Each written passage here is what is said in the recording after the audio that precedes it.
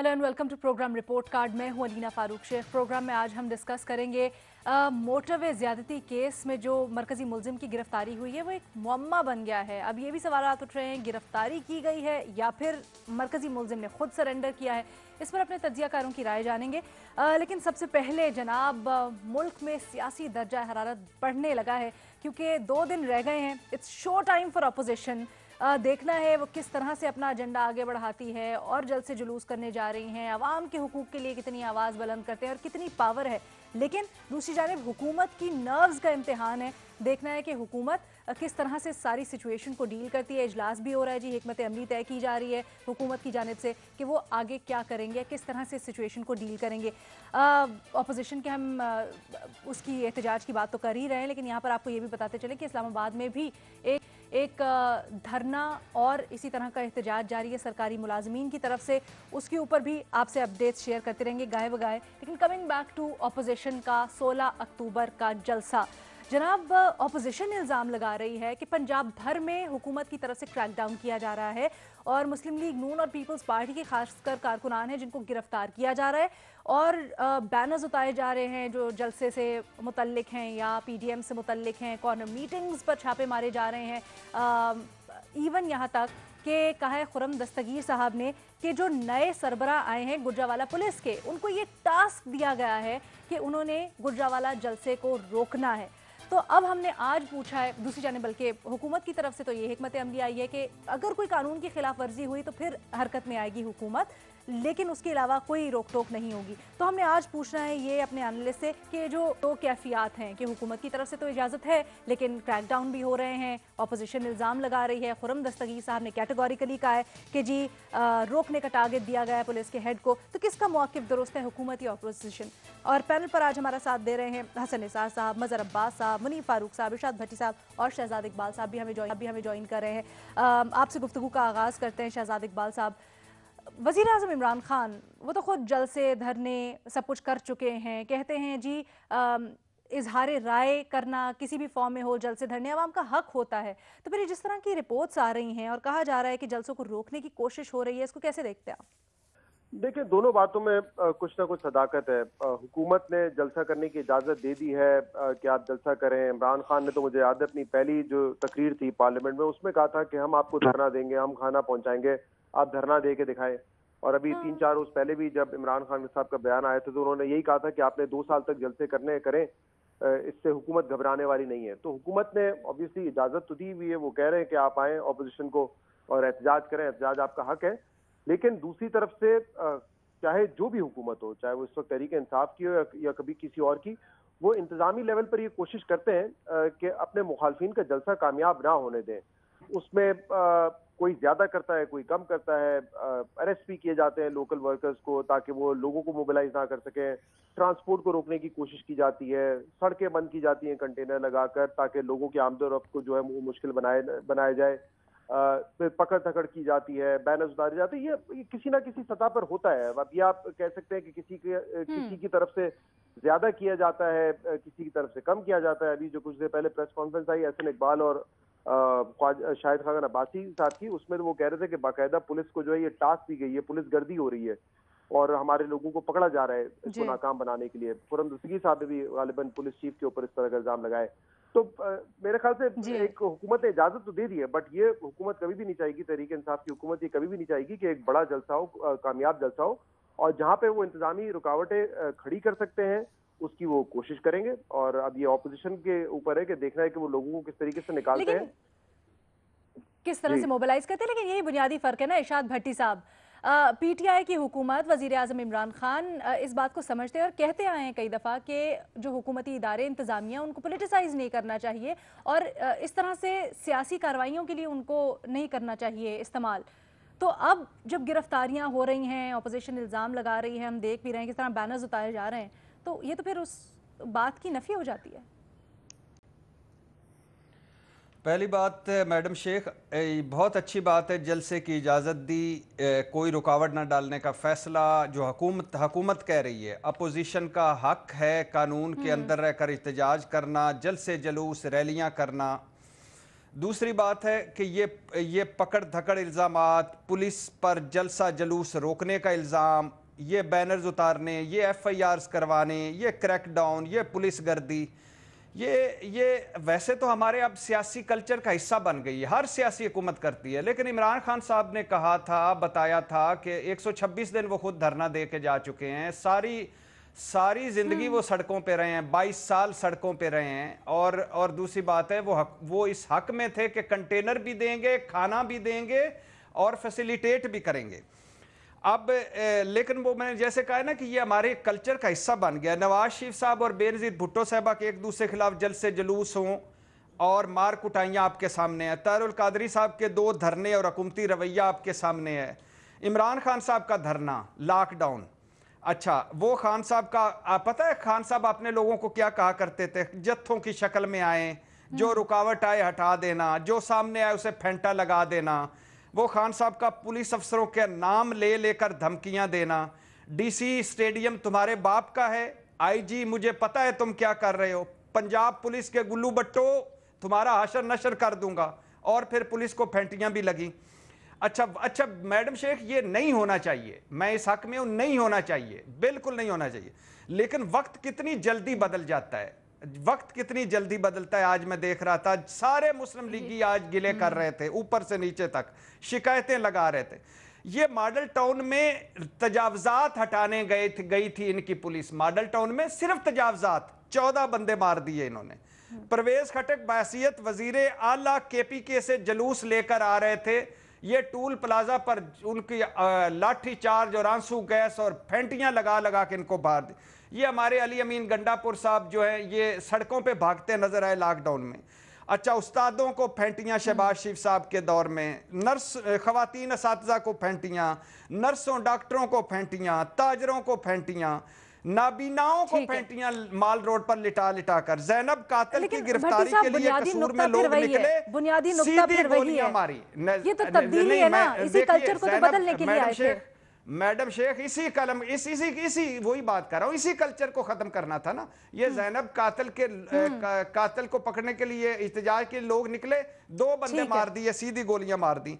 और नवाज शरीफ साहब चौधरी निसार को रोज कहते थे जरा इनको सबक सिखाएं, मौलाना तो कहते थे गद्दारी के मुकदमे कायम करें जो बाहर निकले हुए हैं। तो क्या मैं समझूं आप इस वक्त ये कह रहे हैं कि ऑपोजिशन का मौक़िफ़ और ये वक्त फिर बदलेगा, और ये वक्त फिर बदलेगा। इसलिए इमरान खान साहब से दरखास्त है कि इनको करें। और आखिरी बात जो आपने वो की थी, ये मेरे साथ थोड़ी सी आगे, खवातीन, बच्चे, बूढ़े और सारे उनके मुलाजमीन, ये 3000 से ज्यादा लोग बैठे हुए हैं तनख्वाहों के हवाले से।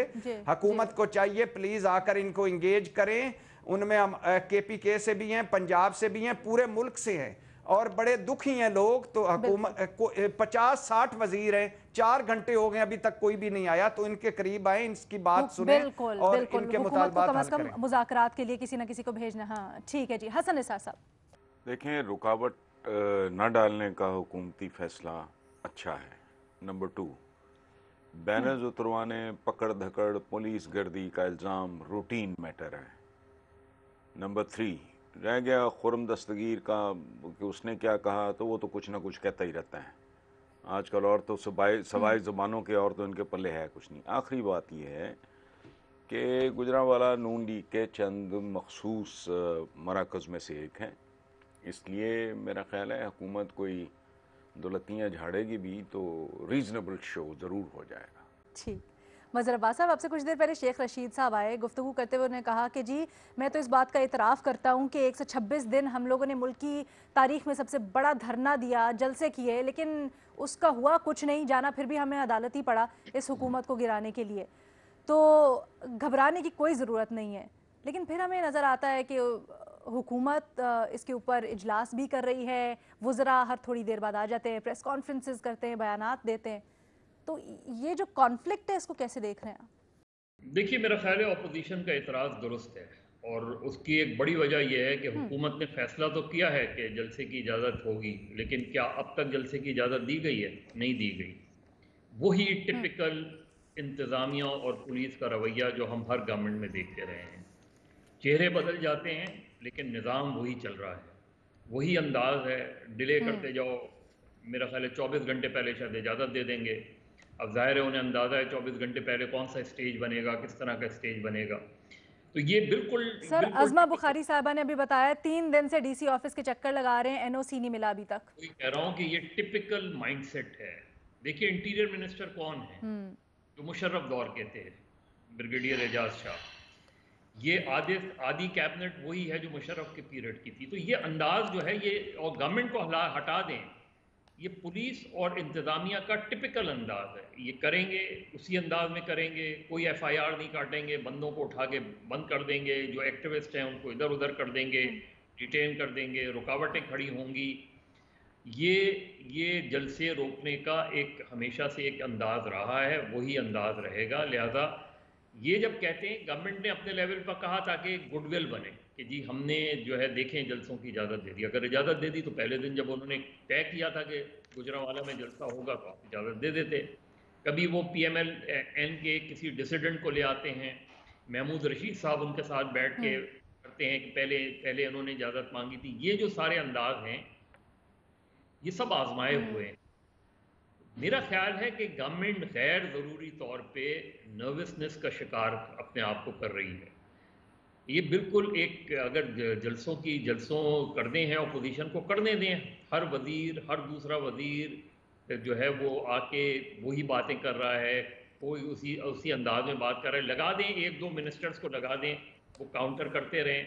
लेकिन जब आधी से ज़्यादा कैबिनेट यही बात करती रहेगी तो फिर ये गवर्नमेंट की है कि आप इस जलसे को या इस प्रोग्राम को सीरियसली ले रहे हैं, और अगर सीरियसली ले रहे हैं उस पर आप इस तरह रिएक्ट कर रहे हैं या ओवर रिएक्ट कर रहे हैं। ओवर रिएक्शन का फ़ायदा हमेशा ऑपोजिशन को होता है। कभी भी जो है ऑपोजिशन को इससे नुकसान नहीं होता, गवर्नमेंट को नुकसान होता है। तो मेरा ख्याल है कभी पहला जलसा है, इजाज़त दे देनी चाहिए, आज दे देनी चाहिए इजाज़त कि आप गुजरांवाला में जलसा करें। जो सिक्योरिटी के मामलात हैं वो देखते रहें।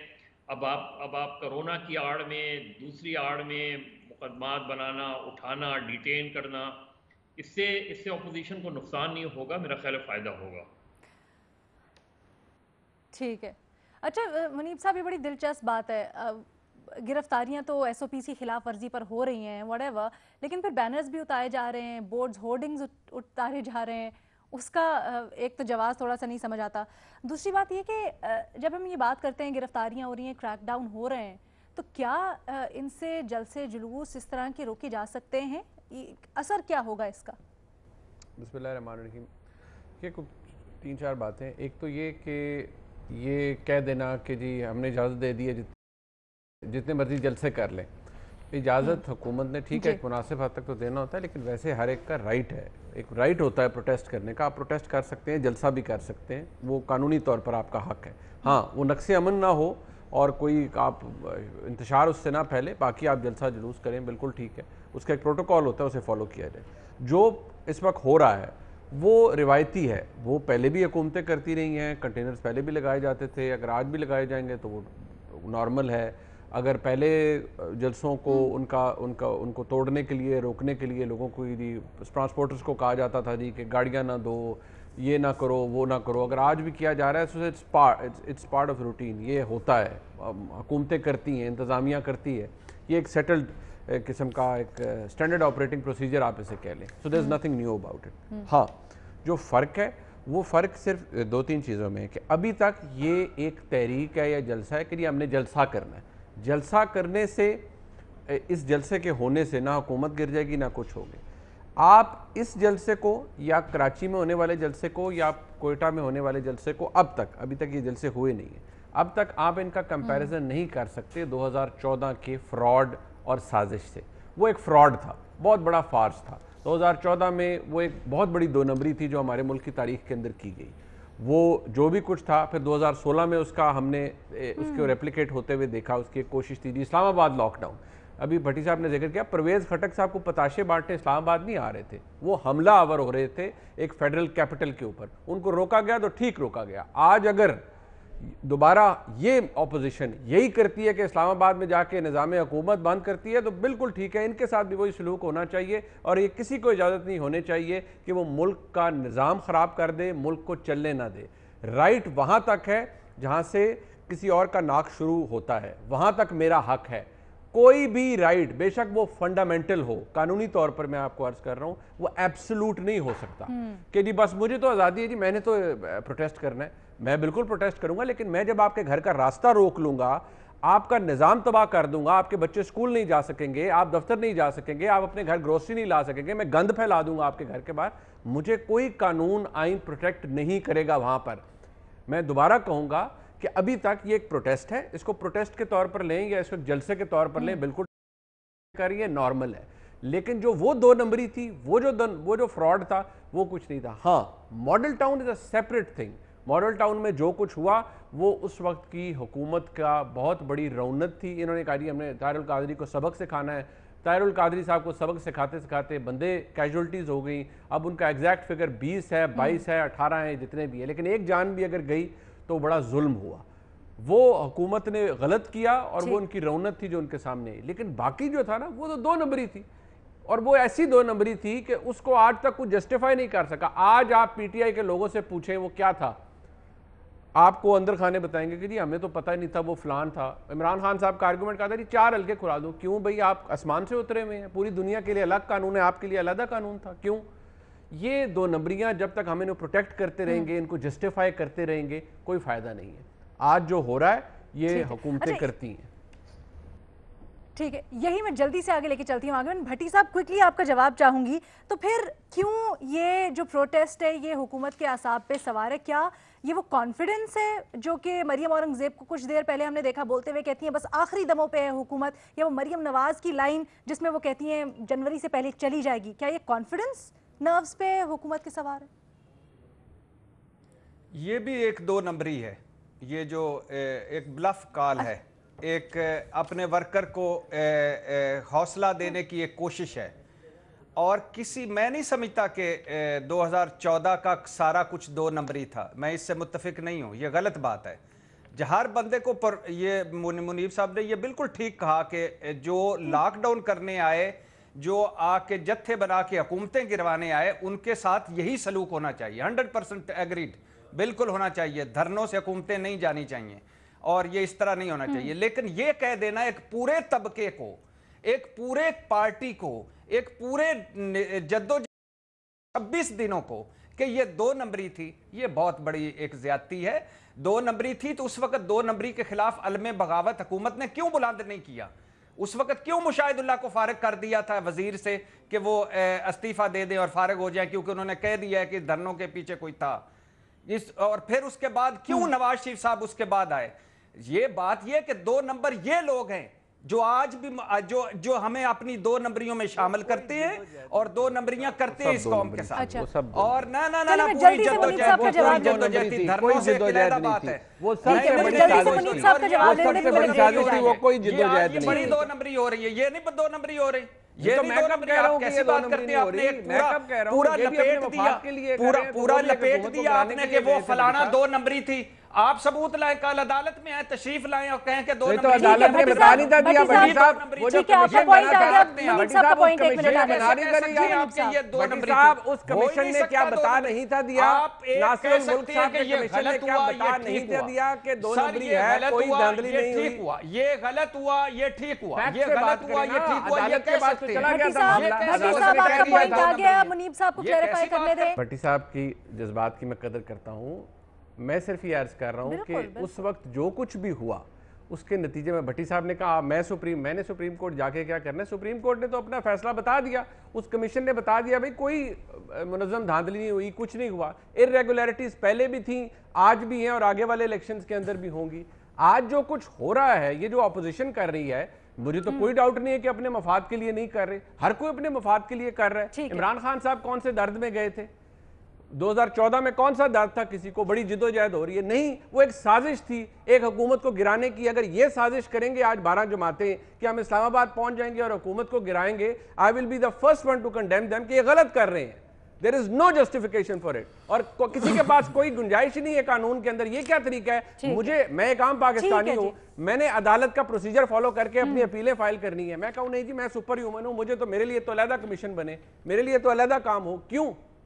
There is no justification for it. जब आप रूल ऑफ लॉ की बात करते हैं, it has to be for everyone. छोटी सी यहाँ पर ब्रेक लेते हैं। ठीक है जी, मुनीब साहब का भी पॉइंट आ गया, क्लैरिफिकेशन आ गया। एक छोटी सी ब्रेक लेते हैं, उसके बाद आके एसी डिबेट आते हैं। भट्टी साहब भी कुछ कहना चाहते हैं, दीगर पैनलिस्ट से भी उनकी राय जानेंगे। Take a very short break, will be right back.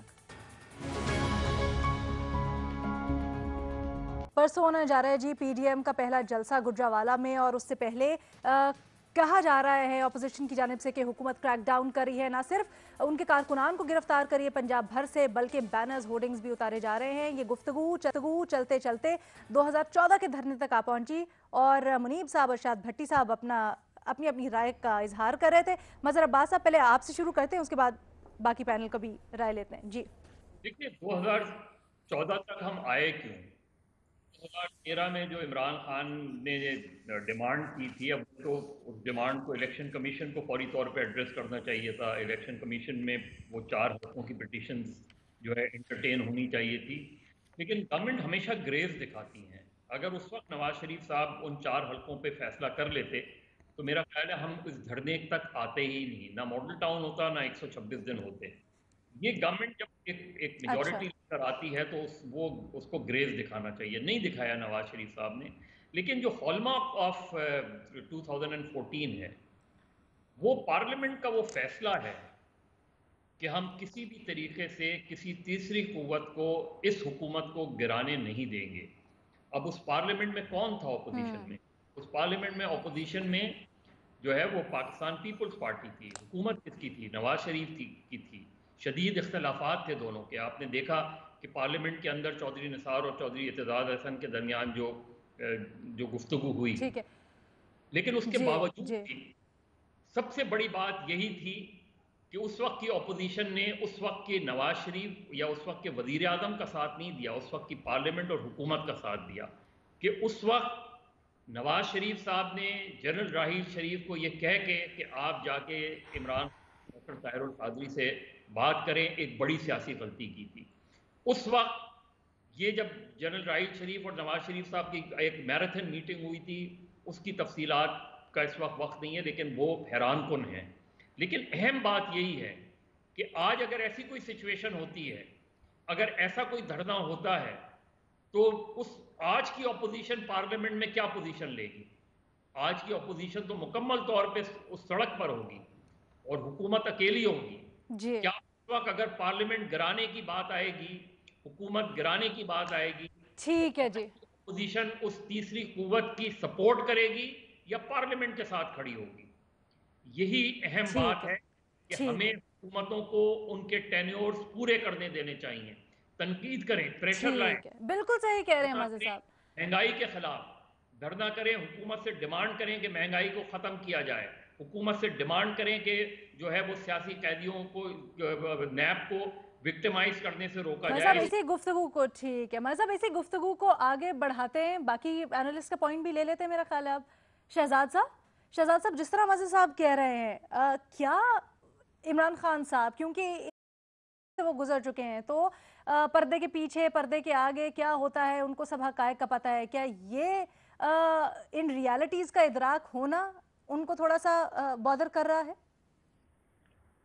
देखिए, मेरे ख्याल से इस वक्त एक चीज जिससे हमें सबक सीखना चाहिए वो ये है कि आपको एहतजाज का हक है, आप जलसे करें, लेकिन किसी हुकूमत को मफलूज बनाकर गिरा देना, कमजोर कर देना, इससे अब हमें आगे बढ़ने की जरूरत है।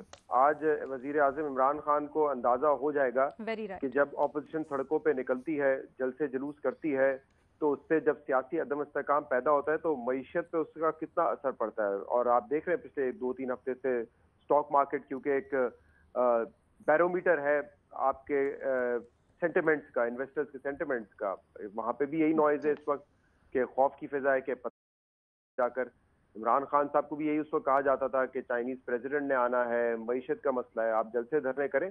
लेकिन अगर आप इस इरादे से आ रहे हैं, मैं मुनीब फारूक की बात से 100% मुत्तफिक हूँ कि अगर आपका इरादा ये है कि आपने आना है, धरना देना है और धरने के बलबूते पे आपने हुकूमत को गिरानी है, तो मेरे ख्याल से ये ट्रेंड खत्म होना चाहिए।